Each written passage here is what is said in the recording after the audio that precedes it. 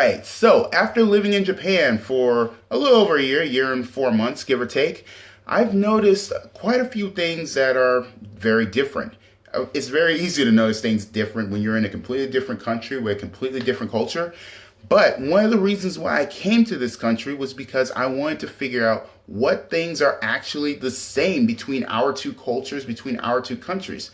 And I actually asked a lot of people, and it was a very difficult question to answer because people don't typically focus on what's alike. They just accept it. It's subconsciously like, okay, this is normal. I'm not going to think about it. So I've made it my mission to try to observe and notice and pull out things that are similar between Japan and the United States of America, where I'm from. So here are 5 things that I have noticed that are the same between the two countries. Just a quick disclaimer, this video is based on my personal observations of having lived in Japan. What you may experience or may have experienced might be completely different from anything that I'm going through. So the first thing that I noticed is that here in Japan, certain pop stars are just as popular as they are in the West. Usually the really most popular ones with teenagers, the ones that would be like in Teen Choice Awards, things like that, and that you hear on the radio all the time. So Justin Bieber is really popular. Ariana Grande is really popular. One Direction is really popular. Taylor Swift is. But I noticed their window of what's popular from generation to generation is a lot wider because, of course, they have their own pop stars and everything over here. And they also have to compete with K-pop. But in terms of the Western ones, those are the ones who are super popular.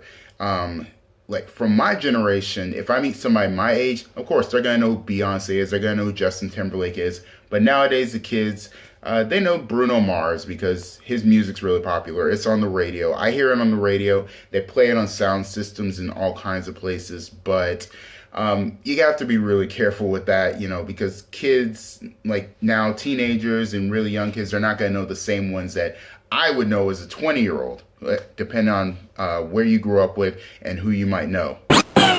The second thing that I've observed is that Japanese people love Disney just as much as any American. Of course, they have Tokyo Disneyland and Tokyo Disney Sea. That was established based on the love and popularity of Disney in this country. And just like in America, there are people who absolutely love it, who are absolutely obsessed. There are people who are just fans. They know it. They grew up with it. They're familiar with the characters. They're familiar with Mickey Mouse and Donald Duck. Then you got the people who think it's for girls, who think it's for little kids, don't really care about it. They don't really find it interesting. It's that same different pockets of levels of all the different people. But as a blanket, you can say Japanese people do love Disney just as much as Americans do. So the third thing I've noticed is that, contrary to popular belief, Japanese children behave almost exactly like American kids. They do the same things. They ask, are we there yet? They'll complain about stuff. They'll be loud. They'll be wild and everything.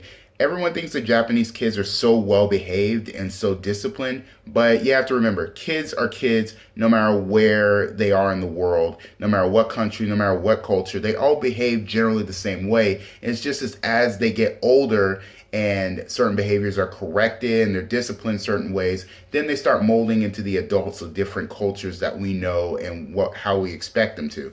But Japanese kids are just as energetic, just as playful, just as they'll speak their minds about anything. I played around with Japanese kids, like, in the parks, me and other English teachers.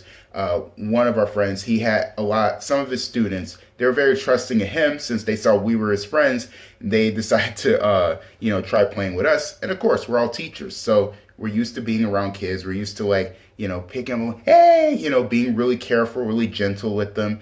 Nothing crazy elaborate. But it also makes us realize how old we're getting. Even though we're all in our 20s, it's like, these kids are just draining the life and energy out of us. And that's just from one play session. Like, we can keep these kids entertained enough. But, they do things just like everyone else. You can't really expect them to be more like disciplined, well-behaved. Like, they have these videos running around about how kids in Japan are more disciplined, more community oriented in thinking because they serve each other lunch and they clean up their schools. But that's just the culture that's developed. So that's normal to them. And, it's mostly a responsibility of the parent to help dictate what behaviors are okay in public for the child. but for the most part, don't expect anything different. The only difference is these kids are all Japanese. They all speak Japanese. In the States, they're all English. Well, they're not English, but they all speak English. It's just a language difference, really. Number 4. Now this one is really personal for me. So as you can see, observing for me, I am a tall, about 6'2", black man who's relatively muscular. Like I'm not like hulking out, but you can kind of tell that I have some build to me. So the question I always get asked, what sport do you play? Or in Japanese, what sport you play? Something like that. But, even in the States, I always got asked, what sports do I play? Do I play football? Do I play basketball? Even though I'm kind of short for a basketball player. What do I do? And thankfully, when I was in middle school, I played American football for the school team. I hated it, but, I still did it for 2 years. So I always have that to fall back on when people ask me, and like, oh, sugoi. Like, they're always surprised when I tell, like, they're surprised and impressed. Basketball, I did 2 years also in middle school and high school. And then in college, I did boxing. When they see me, they're like, oh, yeah, it makes sense that you did boxing. I didn't seriously dedicate to it. I just dabbled a little bit. But that's just a question I constantly get. What sports you play? Is it because I'm black? Probably. And number 5, the 5th thing that is the same in Japan as it is in the States is...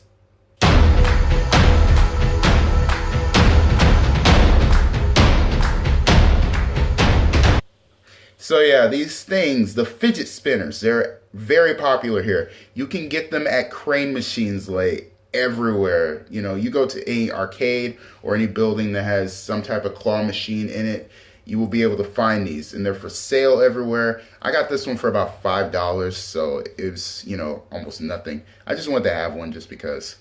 But they're super popular. In Japan, they call them hand spinners, which actually the name makes perfect sense, but their popularity is still here. I'm just waiting for the fad to die out. But right now, this is as big as PPAP was last year. And yeah, it's kind of amusing, actually.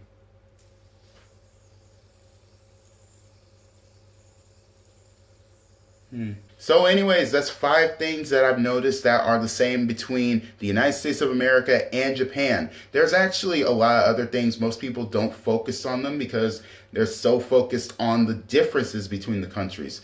So I'm planning on doing some more videos, about the different topics, things that are the same. If you know of any, please feel free to leave them in the comments below the video, and feel free to subscribe so you can see, more of my videos in the future.